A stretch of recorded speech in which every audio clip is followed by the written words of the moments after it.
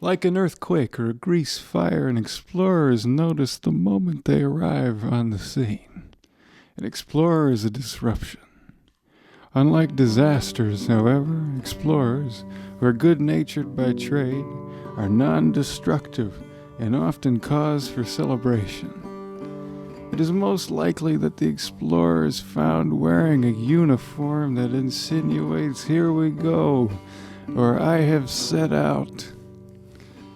Lastly, for an explorer to remain one, they must always be somewhere unfamiliar. The skyscraper featured an opulent lobby and heavy foot traffic. My coffee stand was positioned in the heart of the matter. Employees from the bank would frequent my stand for lattes and Americanos. It wasn't that my coffee regulars lacked magnificence. It was just that I saw them so often, shared their atmosphere so regularly, at such an early hour in the morning, that I couldn't help but glaze over their presence. With that said, my memory of the morning I'm telling you about is empty up to the point where I saw the explorer hidden right in front of me.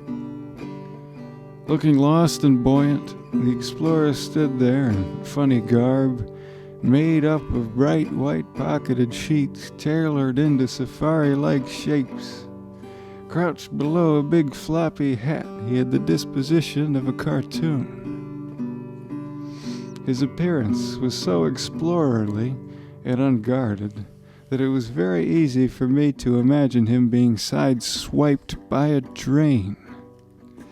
Vibrantly, the explorer struck out against the flow of the morning rush, leaving in his standstill wake dozens of angry businessmen who were left sidetracked and brushed against.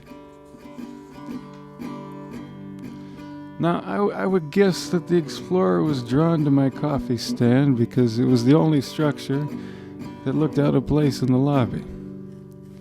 Its colorful umbrellas flanked the corner of my counter.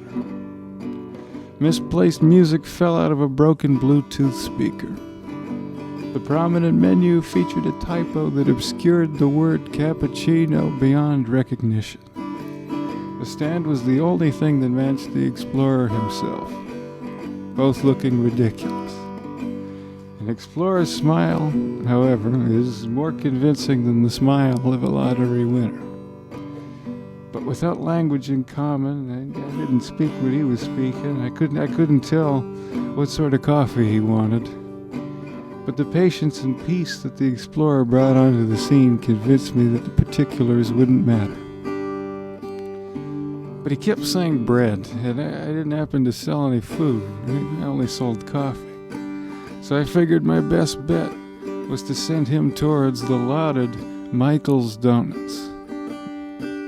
But, encumbered as I already was when it came to offering him directions, I'm not good with directions anyway, and without language in common, I hadn't a clue how I could assure that the explorer would find his way to the donut shop. I did my best to slowly communicate the situation to the explorer, and I did my best to communicate a route, complete with an exaggerated show of hands, detailing pathways, sidewalks, and skyways as best as I could.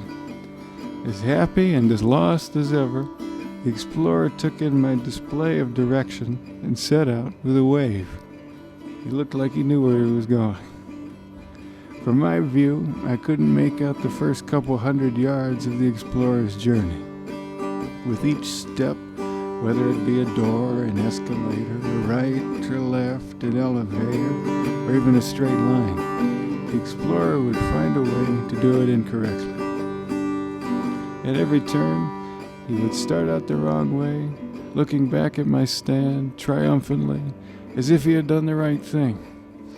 The explorer wouldn't move again until I corrected his path with a wave of my hands. As he fell out of sight, I had no idea how he was going to find Michael's Donut Shop. He had asked me to watch his backpack while he was away, so it would be necessary for him to return from wherever he ended up. I thought it was most likely that he would end up finding some other sweet bread, maybe a muffin, along his journey to get to Michael's Donuts. But sure enough, he came back beaming with a Michael's donut bag in his hand. I asked him which flavor he chose. They have a variety.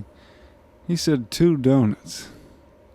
Sat on a rock, he held one donut in his hand, while the other fluttered around midair on a fishing line.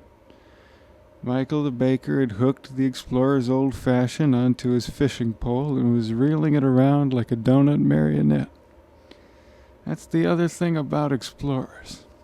Their visits are so infrequent that they often get pranked on arrival. Even though he had fallen victim to a prank, he was unfazed.